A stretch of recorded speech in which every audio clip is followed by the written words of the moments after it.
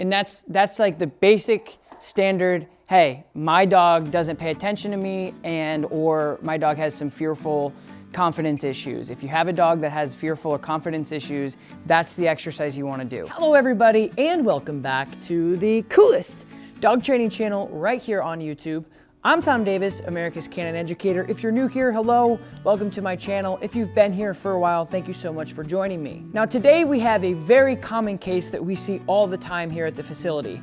A dog with insecurity or fearful tendencies or behavior. And in this episode, I go over some really easy exercises for the dog and the owner to immediately gain confidence within each other. So as always, I hope this video is informative and it helps you with your dog at home. Don't forget, we're gonna be playing Tom's Trivia somewhere in the middle of this video, and all you have to do is leave your answers in the comments below, and let's see if you guys know your dog facts.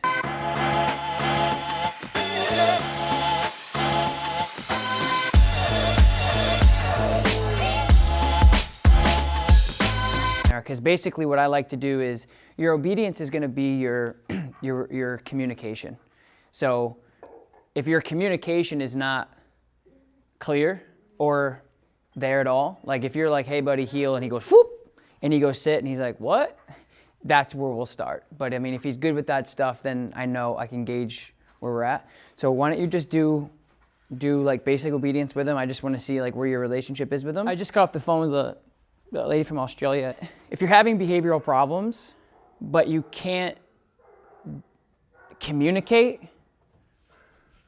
you know, it's like having a relationship with somebody on any level, boss, significant other, brother, sister, whatever, and you're mad at each other, but you can't talk to each other. Like we speak two different languages, and like it's so frustrating.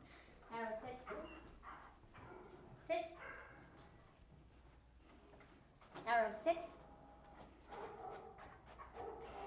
Sit. Good, sit. So he's insecure because he doesn't know his job. He doesn't really know what to do. So let me see the leash, and I want to work him for a second. Okay. All right guys, time for Tom's Trivia. A very simple question. All you guys have to do is answer yes or no in the comments below. Do dogs sweat or do they not? Leave your answers in the comments below. Good. So what I'm gonna do is, like, I'm gonna give him a break and let him sniff around, which is totally okay to do. I'm not gonna ask him to do anything, but I wanna show you how to develop the relationship that I think you would be more successful with outside. Okay. I want there to be a little bit more engagement, because when you're walking with him, he's very nose to the ground. He's very, and that's fine. And that's the thing too, is like when I say that, like, a dog, him, anybody's dog is doing these types of things, that's fine. But I also want you to be able to like switch gears and say like, pay attention to me. Because if he gets into an environment where he's like, oh crap, I'm really nervous, that's where he'll make a mistake. Yep. And you need to be able to say like, okay, this is what we're gonna do. And right now, he's halfway or less with you. Like when you tell him to heel, he's walking nicely, but at the same exact time, like, if you were to walk this way and then this way and say heel, he probably wouldn't like turn and go with you without the pop of the collar. Okay. So the goal would be making sure that when you tell him to heel, he's like, okay, I know what that is. Because it's hard for me and even you to decipher when you tell him heel, is he actually heeling or is he just following you around? Right. Do you know what I mean? Mm-hmm. So that's Yep. good. Their snap is so much better than mine. Oh, I'm a professional dog handler, so I've been doing this for 11 years, 7 days a week for 12 to 14-hour days. I should be able to get to heel a dog around with a piece of string, but not everybody else is going to be able to do that with that amount of control, read body language, heel, etc. So we're going to have you guys continue to use the prong for more of a safety thing. It's tough. There, good. Good heel. There, now do it again. Just turn again. Good heel. And that's like the basic standard, hey, my dog doesn't pay attention to me, and or my dog has some fearful confidence issues. If you have a dog that has fearful or confidence issues, that's the exercise you want to do. Hey, pay attention to me, pay attention, pay attention, pay attention. Okay, yeah, now I'm focused on you and we're moving together, and that's what you want to do. Yeah. So I want you to do that again, but let me see him for 1 second. When he gets to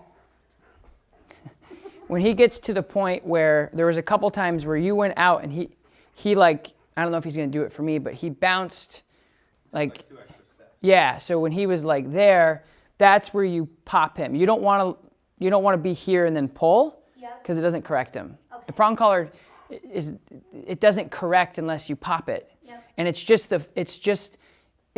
it's all of those pressure points coming up at once to say, hey, pay attention. So if he pulls on, like he could literally pull on it like this. He's pulling on it right now. Doesn't do anything. Doesn't affect him. Doesn't consequence him. Doesn't have any correction with him. He's pulling on it right now, and it doesn't. It's the pop that matters. Okay. And those prong collars come up in sync, and they go, hey. And he goes, oh, wait. And you go, heel. And he goes, what the hell's heel? And then over 5 minutes, he's like, oh, this is heel. So make sure that like if he's there, you give him more of that like pop. Okay. Because he'll just keep pulling like he is now. Pulling it, giving So what I do is I have a 4-foot leash. Always like a leather 4-foot leash. I put it here like this, okay? And then I'll just say the dog's name, and then I'll say heel. Arrow, heel. I'll move forward and I'll turn, heel. And then that quick pop. Now watch, heel, good. Now I'll do the same thing in the same location. Heel, good. You see? Heel, good. And now it's over. So I've taught him that when I turn, he's got to like really follow me. Heel. And that quick correction that you just saw, like, again, the prong collar is just intended to get the dog's attention faster. It's like if we had a horse and we didn't have head halties and things like that to get the horse, be able to put pressure on the horse where they want to escape it, it would be a nightmare. I mean, imagine putting something on a dog and not being able to say like, I don't want you to move forward, or being on the back of a horse riding up a mountain, falling off, breaking your face open, or killing yourself.